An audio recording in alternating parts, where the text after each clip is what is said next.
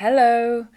Um, the last few sessions we looked at Passover and the actual festival, and then how Jesus celebrated the meal with his disciples, which became communion. And today I want to look at the crucifixion, where Jesus ultimately became the Passover lamb. I'm going to read out of Matthew 26 and 27. There's a lot in these two chapters, so I can't read everything. But I'm going to start with Matthew 26, New Living Translation, and I'm going to read from 36 to 46. Then Jesus went with them. This is after the Passover meal. Then Jesus went with them to the olive grove called Gethsemane, and he said, "Sit here while I go over there and pray." And he took Peter and Zebedee's two sons, James and John. And he became anguished and distressed, and he told them, "My soul is crushed with grief to the point of death. Stay here and keep watch with me." And he went on a little further and bowed with his face to the ground, praying, "My Father, if it's possible, let this cup of suffering be taken away from me. Yet I want your will to be done, not mine." Then he returned to the disciples and found them asleep. And he said to Peter, "Couldn't you watch with me even 1 hour? Keep watch and pray, so that you'll not give in to temptation. For the spirit is willing, but the body's weak." Then Jesus left them a second time and prayed, "My Father, if this cup cannot be taken away unless I drink it, your will be done." When he returned to them again, he found them sleeping, for they couldn't keep their eyes open. So he went to pray a third time, saying the same things again. And then he came to the disciples and said, "Go ahead and sleep, have your rest. But look, the time has come. The Son of Man is betrayed into the hands of sinners. Up, let's be going. Look, my betrayer's here." Wow. I was just interested in the word cup. Obviously, we've just looked at communion and the Passover meal and the bread and the cup. But here, the cup has a second meaning, which was really common with those languages at the time, Hebrew, Aramaic, etc. And looking at Thayer's, it says it was someone's lot or experience, whether joyous or adverse, or divine appointments, whether favourable or unfavourable. They were or are likened to a cup which God presents a person to drink. So Jesus knew what was to happen. He knew that his death was his Father's will and the redemption plan for his people. He knew he was to be the once and forever Passover lamb. It was Jesus' whole purpose.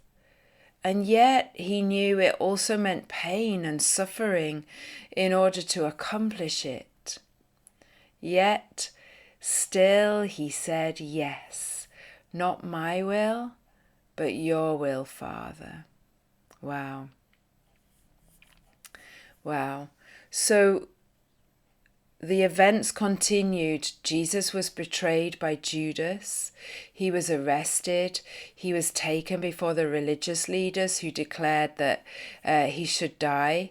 He was then taken before the Roman governor, and eventually, to appease the crowd, he was handed over to be crucified. So I'm going to read now from Matthew 27, verses 27 to 54, again in the New Living. Some of the governor's soldiers took Jesus into their headquarters and called out the entire regiment. They stripped him and put a scarlet robe on him. They wove thorn branches into a crown and put it on his head, and they placed a reed stick in his right hand as a scepter. Then they knelt down before him in mockery and taunted, "Hail, King of the Jews!" and they spit on him and grabbed the stick and struck him on the head with it. And when they were finally tired of mocking him, they took off the robe and put his own clothes on him again. Then they led him away to be crucified.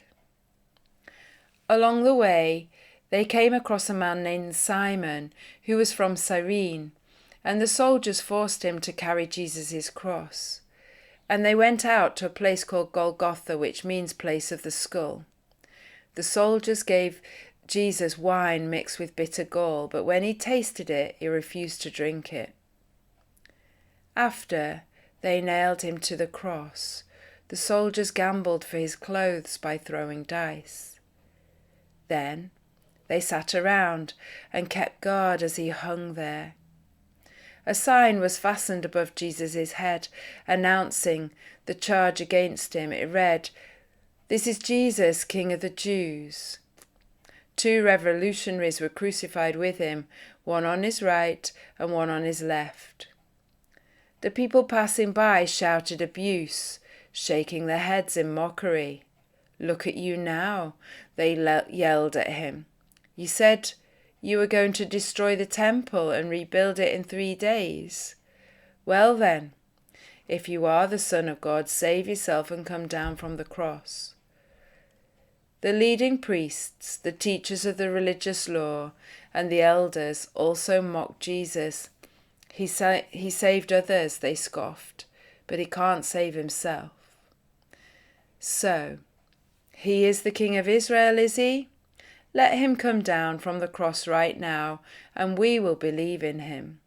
He trusted God, so let God rescue him now if he wants, for he said, "I am the Son of God." Even the revolutionaries who were crucified with him ridiculed him in the same way. At noon, darkness fell across the whole land until 3 o'clock. At about 3 o'clock, Jesus called out with a loud voice, "Eli, Eli, lema sabachthani," which means, my God, why have you abandoned me?" Some of the bystanders misunderstood and thought he was calling for the prophet Elijah. One of them ran and filled a sponge with sour wine, holding it up to him on a reed stick so he could drink. But the rest said, "Wait, let's see if Elijah comes to save him." Then Jesus shouted out again, and he released his spirit. At that moment, the curtain in the sanctuary of the temple was torn in two, from top to bottom. The earth shook, rocks split apart, and tombs opened. The bodies of many godly men and women who had died were raised from the dead. They left the cemetery after Jesus' resurrection and went into the holy city of Jerusalem and appeared to many people. The Roman officer and the other soldiers at the crucifixion were terrified by the earthquake and all that happened, and they said, "This man truly was the Son of God." Wow. Momentous, dramatic event. In fact, probably the most momentous and most dramatic in the whole of history. Yeah, let me just pray.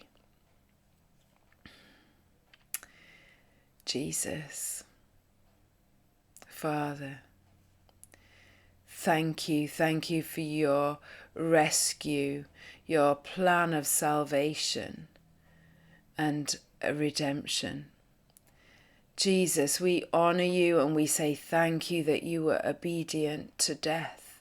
You said, "I will take that cup and I will drink it," the cup of suffering, the cup of crucifixion, the cup of sacrifice. I will do it because it was the Father's will to save mankind, and it was the Father's will to deliver his people. It was his will to save me, and it was his will to save you. Jesus, thank you. We can only stand amazed at your goodness, at your determination, at your selflessness in being obedient and being obedient to the cross, to death, in order to bring life. Thank you once again for all you did. And we look forward. We look forward to knowing that you were resurrected. Well, we know that already, but I bless each of us to know that you were resurrected and that you are the solution. Amen. Bless you all, and thank you for listening. We'll see you next time.